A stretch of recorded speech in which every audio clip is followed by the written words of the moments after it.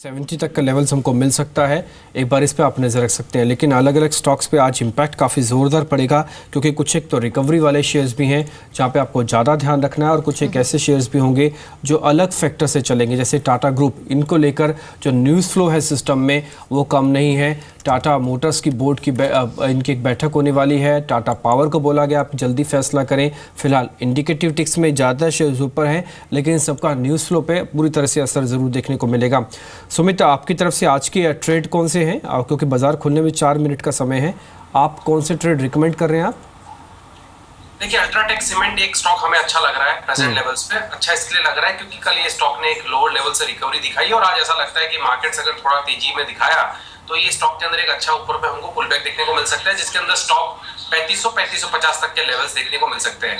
I think 3330 के stop loss से UltraTech cement को बाय करें। 3500 का इमीडिएट टारगेट और फिर 3550 तक के भी लेवल्स हमको देखने को मिल सकते हैं। एक और एक स्टॉक जो हमें अच्छा लग रहा है आईटी स्पेस के अंदर, वो है विप्रो। तो हमें ऐसा लगता है कि कल और परसों लास्ट के 2 दिन में हमने एक अच्छा मूव देखा है, और इमीडिएटली यहाँ से अभी और तेजी देखने को मिल सकती है। वैसे भी काउंटर ओवरसोल्ड था, तो यहाँ से एक पुलबैक भी बनता है। आई थिंक ऊपर में इमीडिएटली हमको विप्रो के अंदर 470-480 तक के लेवल्स देखने को मिल सकते हैं। 435 के स्टॉप लॉस इसके अंदर बाई की सलाह रहेगी जी। इस बीच इंडिकेटिव एक्शन में एक स्टॉक जो सबसे ज्यादा स्ट्रेंथ अभी दिखा रहा है वो है पीएनबी गिल्ड्स का।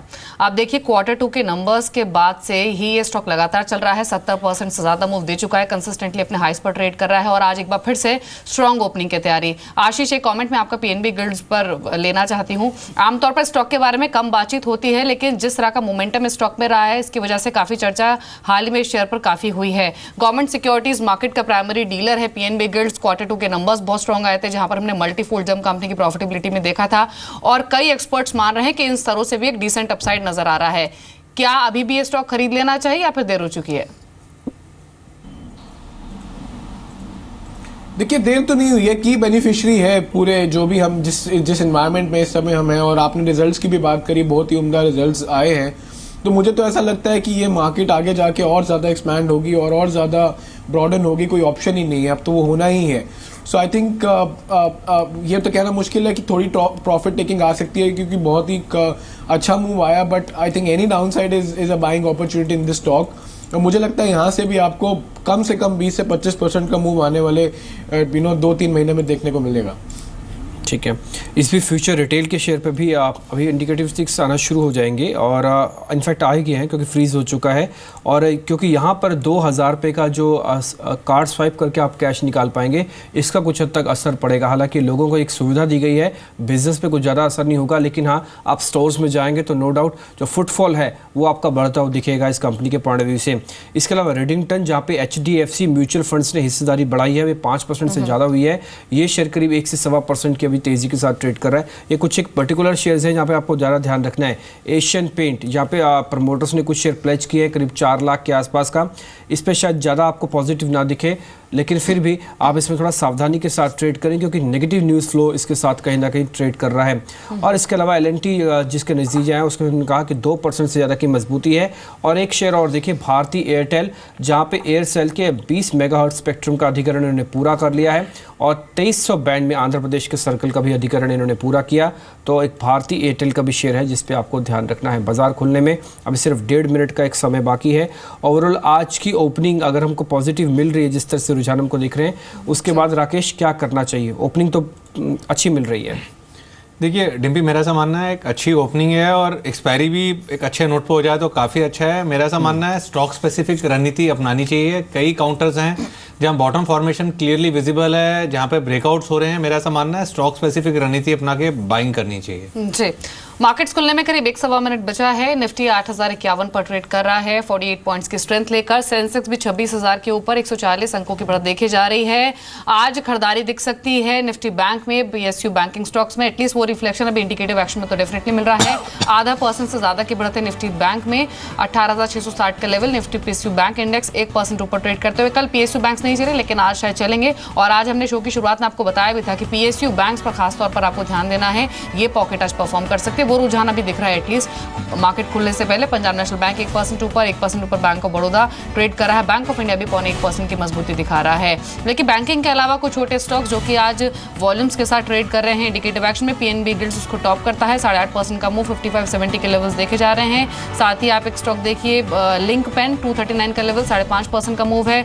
ओरिएंट रिफ्रैक्टरीज 114 के लेवल्स पर अच्छी बढ़त स्टॉक ये दिखा रहा है। आरआईवी डेनिम पिछले 2-3 सत्रों से लगातार थोड़ी वाइब्रेंसी दिखी है स्टॉक में, अभी भी 4.5% ऊपर 80.7 के लेवल्स पर ट्रेड कर रहा है। मोल्टेक पैकेजिंग, अपर गैंगेस शुगर, स्टॉक पर ध्यान दीजिए, लगातार चल रहा है ये शेयर भी, आज भी इंडिकेटिव एक्शन में 2.5 से 3% की बढ़त दिखा रहा है। एक 8 के माइल्स यहाँ पर अच्छा रुझान है। मार्केट्स खुल चुके हैं और 8049 के लेवल पर निफ्टी की ओपनिंग हुई है। 48 अंक की बढ़त लेकर 8050 का लेवल इंपॉर्टेंट होगा, देखना होगा कि इसके ऊपर मार्केट जाते हैं और सस्टेन करते हैं। अभी उसी लेवल के नीचे ट्रेड करते हुए सेंसेक्स करीब 140 अंक ऊपर ट्रेड कर रहा है। निफ्टी गेनर्स आपकी स्क्रीन पर हैं। एलएनटी पोस्ट अर्निंग्स अच्छी शुरुआत हुई है, 0.3% के गेंस के साथ ट्रेड कर रहा है। मेटल्स में चमक आज भी बनी हुई है, हिंडाल्को 0.2% ऊपर, भारती एयरटेल, टाटा स्टील में भी 1 से 1.5% की पॉजिटिव ओपनिंग हुई है। गेल 1% ऊपर ट्रेड कर रहा है। अंबुजा सीमेंट कल 1% बढ़कर बंद हुआ था, आज भी शुरुआत पॉजिटिव हुई है। आयशर मोटर्स, बॉश यहाँ भी 1% से ज़्यादा की बढ़त शुरुआती रुझान में दिख रही है। हीरो मोटोकॉर्प, एशियन पेंट्स 0.1% ऊपर ट्रेड करते हुए, आइडिया सेलुलर भी बढ़कर ट्रेड कर रहा है। ल्यूपिन पर कुछ दवा के अप्रूवल की खबर थी, शुरुआत जो है वो पॉजिटिव जोन में ही हुई है। यस बैंक, इनफैक्ट ये बैंकिंग गेनर्स हैं आपकी स्क्रीन पर। कल प्राइवेट बैंक्स बढ़ रहे थे लेकिन पीएसयू बैंक्स नहीं चले थे। आज पीएसयू बैंक्स की परफॉर्मेंस पर खासतौर से ध्यान देना होगा। हालांकि Canara bank, Punjab national bank ये 0.5% की मजबूती दिखा रहे हैं। Yes bank, bank of India में भी 0.5 से 1% की बढ़त है। Bank of Baroda, federal bank की भी शुरुआत पॉजिटिव जोन में हुई है, लेकिन जो रुझान इंडिकेटिव एक्शन में दिख रहा था वो उस क्वांटम में अभी स्ट्रेंथ दिख नहीं रही है। मार्केट्स भी ऊपर खुल के थोड़ा सा नीचे आए हैं और निफ्टी अब 8019 के लेवल पर ट्रेड कर रहा है। मिड कैप गेनर्स आपकी स्क्रीन पर, DLF, Piramal Enterprises, NMDC, Century Textile में 1.5 से 2.5% की मजबूती अभी देखी जा रही है। साथ ही Nerolac, Reliance Infra, L and T Finance, Suzlon, Indian Hotel, ये कुछ और शेयर्स हैं जो कि बढ़कर ट्रेड कर रहे हैं। आईटी स्टॉक्स का हाल देख लेते हैं। रुपया लगातार कमजोर हो रहा है और आज भी 9 महीने के निचले स्तरों पर रुपया पहुंचा है। KPIT Tech, Mindtree, Infosys, Tech Mahindra 0.5 से 1% की बढ़त लेकर ट्रेड कर रहे हैं। लेकिन आज के कुछ चुनिंदा स्टॉक्स को देख लेते हैं जहां पर खासतौर से ध्यान देना है। पहला स्टॉक है सन फार्मा, रशिया की कंपनी में 83% स्टेक खरीदने की खबर, स्टॉक 0.5% ऊपर 693 के लेवल्स पर ट्रेड कर रहा है। वॉकहार्ट पर नेगेटिव खबर, सीपी फार्मा को अलर्ट मिला है, यूएस एफडीए की ओर से वार्निंग लेटर मिला है, स्टॉक पर नेगेटिव रिएक्शन है, 3.5% नीचे। मैनेजमेंट का कहना है कि 2 से 3 हफ्तों में वो जवाब देंगे।